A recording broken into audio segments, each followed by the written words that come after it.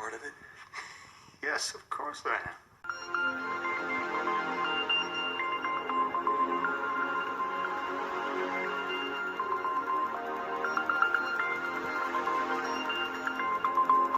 That's another story.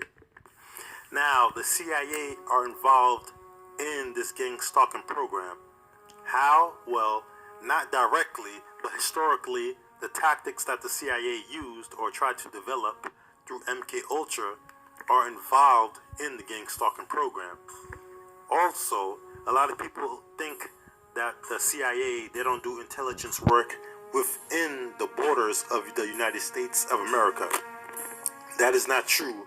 After 9/11, the fusion centers combine information from all agencies, whether it be state, federal, or military.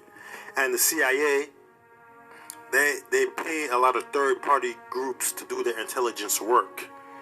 So, because last year alone, a lot of private intelligence agencies, they made so much money from the U.S. government because they did the United States government intelligence work. And the CIA, they contract these groups. And in turn, when the FBI or CIA, since they're bound by the law, these third-party groups not bound by the law. So when the CIA or FBI wants them to do their dirty work, guess who's going to be hired to do their dirty work? These third-party intelligence groups or these risk management groups. And these groups are involved in the gang stalking on the behalf of the CIA and the FBI, as well as the fusion centers. Also, one key component that a lot of targeted individuals don't know on a federal level who's involved on a gang stalking level. I'm going to say it, but first, before I tell them who it really is behind the gang stalking level on a federal level, well, let me explain another group first. And that group is Homeland Security. Yes, Homeland Security is involved in gang stalking. They give out grants.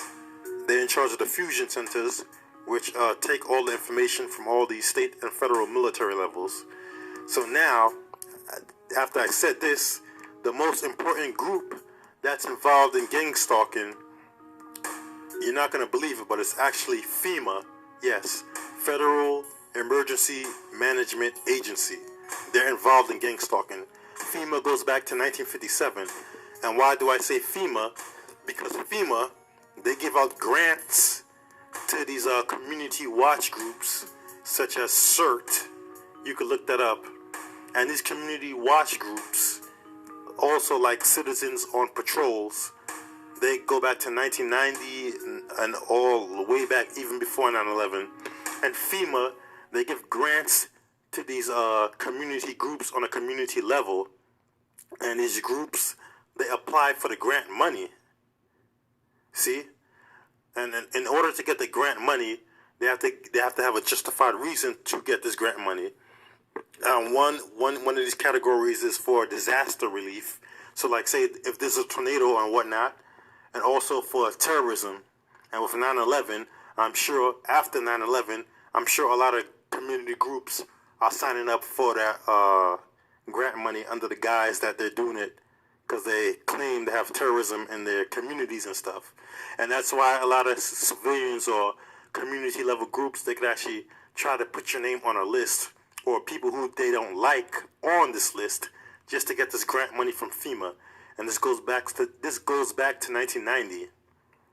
So with that being said, FEMA, and that's how a targeted individual could actually be on the list, because if they added on to this list their community group or program that does Citizens on Patrol or Community Watch would actually get more grant money.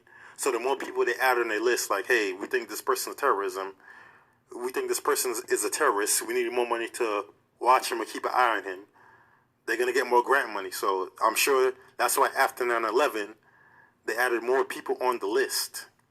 And that's how it works. FEMA gives out this grant money like crazy. And the funny thing about it is that FEMA, they do the drills, and as well as the military. The two groups that do the drills that a lot of people claim are mostly false flags are FEMA, which falls under Homeland Security right now, and it predates Homeland Security, or the military. They do drills too. So when you see these ads on Craigslist and stuff for crisis actors, it's either from FEMA or the military or some state agency. But FEMA and the military, they do the most drills.